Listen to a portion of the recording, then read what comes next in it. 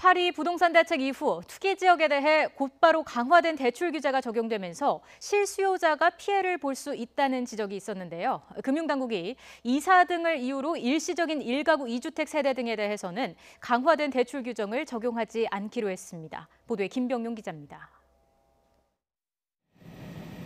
지난 2일 정부는 강남 4구를 포함해 용산과 마포 등 서울 지역 11개 구를 투기 지역으로 묶은 데 이어 서울 시내 25개 구 전체를 투기 과열지구로 지정했습니다. 이곳에 집을 사려고 은행에서 대출을 받으려면 주택 유형이나 금액에 상관없이 LTV, DTI가 40%가 적용되는 겁니다. 투기 수요를 억제해 집값을 끌어내리겠다는 건데 대출이 줄어 무주택 세대와 같은 실수요자들이 피해를 볼 수 있다는 지적이 끊이지 않았습니다. 젊은 계층 가운데 충분한 저축을 확보하지 못한 계층이 주택을 마련하는데 어려움이 있을 것으로 생각됩니다.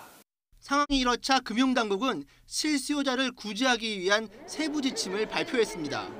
우선 투기 지역과 투기 과열지구 지정 전에 대출 금액 신청 접수를 끝마쳤거나 대출 만기 연장 통보를 받았으면 강화된 대출 규제가 적용되지 않습니다.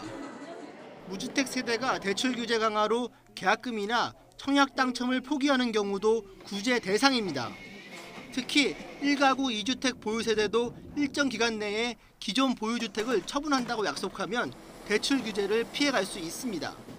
일반 대출의 경우 신규 대출을 받은 이후 2년 내 기존 주택을 팔아야 하고 집단 대출은 신규 주택의 소유권 등기 후 2년 내에 가지고 있는 주택을 처분해야 합니다.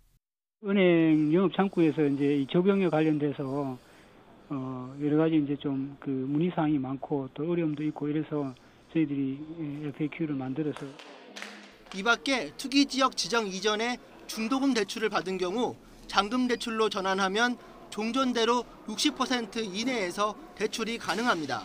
YTN 김병용입니다.